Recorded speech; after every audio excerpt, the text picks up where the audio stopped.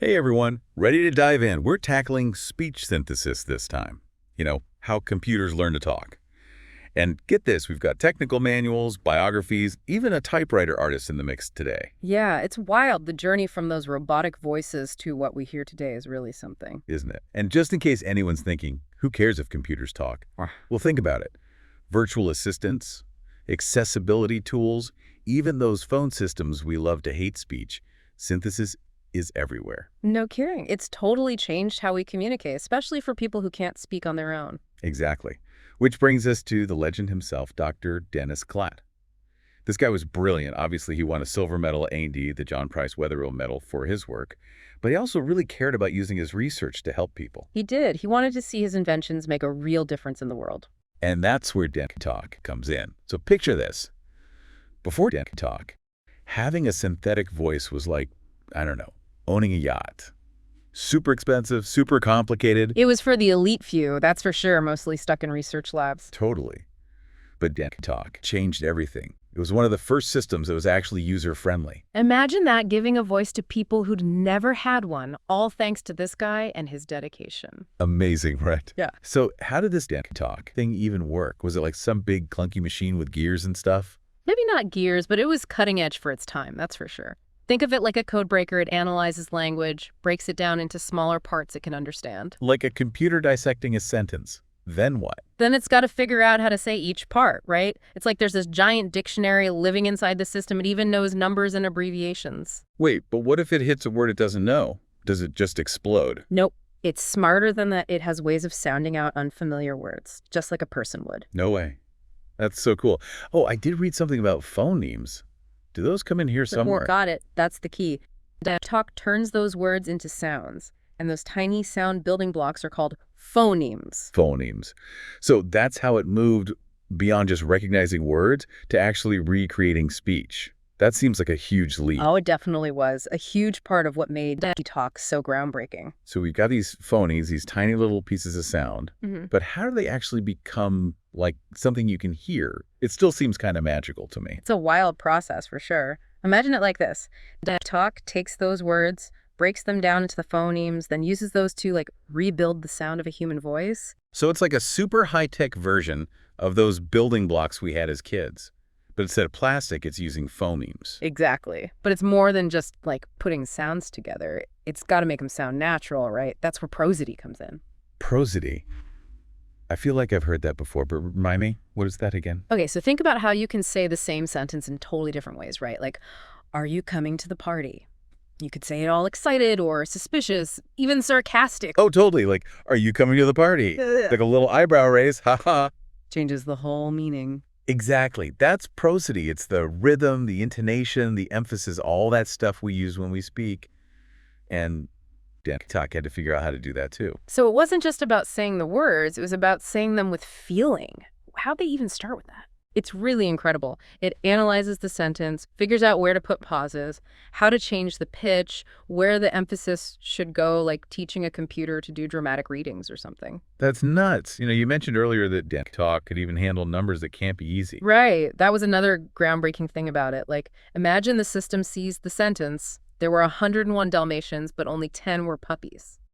It had to know to say the numbers properly, not just 101 in a robot voice. Yeah, that makes sense. It's all about making it sound as human as possible. It's crazy how much we just expect that now. So once it's got the pronunciation, the phones, the prosody, what's next? How does it actually make the sound? That's when the real magic happens. It synthesizes the speech. Basically, it takes all that information, all those phonemes and things, and turns them into actual sound waves we can hear. It's like taking something we can't even see language and making it into something we can hear. Mind-blowing. It's kind of mind-blowing when you think about it, all that's going on just so a computer can talk. Yeah. But Dennis Talk wasn't just some cool tech demo, right? This thing actually changed people's lives. Absolutely. Especially for people with disabilities.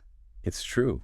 And one of the most amazing examples, this guy, Snoopi Botten, a typewriter artist with cerebral palsy. He couldn't speak or sing the way most of us do, but get this, he found a way to make music with Dennis Talk. It's incredible, isn't it? Snoopi's story is this perfect example of how creative people can be, even when things are tough. Totally. So Yeah. cerebral palsy, we've all heard of it, but I got to admit, I don't really know that much about it. Well, it's the most common motor disability in kids, according to the CDC. Affects muscles, balance, and a lot of times the ability to speak. Wow, I can't even imagine how hard that would be. It is really tough, but here's the thing. If you catch it early, you can make a huge difference. Therapies, tools like we were talking about talk, they can help kids with CP find ways to communicate and live their lives to the fullest. And that's where Snoopy's story comes in. This guy couldn't speak, but he was making music with a speech synthesizer. That just blows my mind. Right. Like, think about typewriter art for a second. You're taking a typewriter, something we use for, words, and making art with it. Snoopy had already mastered this crazy, difficult art form. So he was already thinking outside the box, pushing the limits of what people thought was possible. Exactly. And then Talk comes along. Snoopy saw something in it that most people didn't. He realized he could use those individual sound units, those phones, to make music. Hold on, he was composing music using the building blocks of language. How's that even possible? It's pretty amazing. But there's more.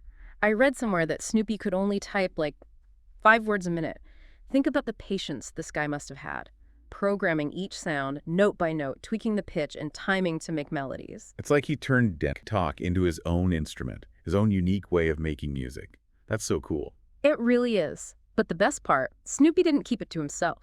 He started helping other non-speaking people make music with Talk too. He even won a Da Vinci Award for it. That's incredible.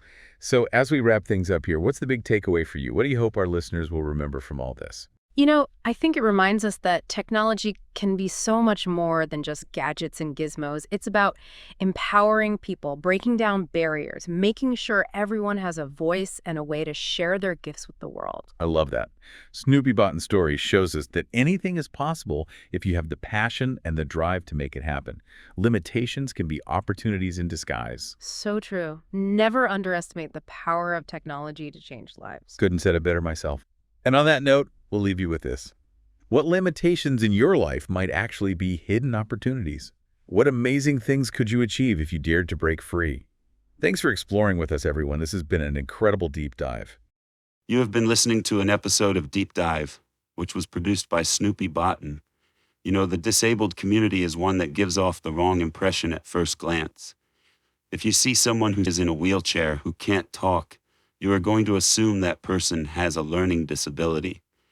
That's until you give them access to a computer or AAC. The things they generate might shock you because you may think they are not understanding things until they are given ways to express their thoughts, emotions, views, interests, dreams, needs, questions, and overall personality. Just because someone can't speak doesn't mean they don't have things to say and share. People who are blind can still see using sound and touch. A deaf person hears by watching and understanding the world. And if a person is deaf, blind, and mute like Helen Keller, for example, their very hands become their eyes, ears, and mouth. They gain knowledge by having people sign into their hands. The movie The Miracle Worker is a biography of Helen Keller and shows how she was educated. But sadly, the general public has no reason or interest in learning about the disabled community, often until their own child is disabled. Then they realize they have no idea what to expect or how to find the right equipment and resources for that child. Snoopy, who is about to turn 60 in December, wants to try to change that. Snoopy has been an entertainer for all of his adult life. Under the Equal Education Act, Snoopy was part of the first generation of disabled children to get an education. Before that, schools were not wheelchair accessible, and nothing was provided for kids with special needs. Because Snoopy has gone above and beyond all expectations, he wants to be on America's Got Talent and inspire both America and the world with his music. The trip will be expensive because he'll need a traveling companion. This means he'll have to pay for 2 airline tickets, 2 hotel rooms, and basically 2 of everything. If you are interested in supporting Snoopy, visit www.theflameofhopeministry.com and either make a purchase from his store or make a donation. Thank you.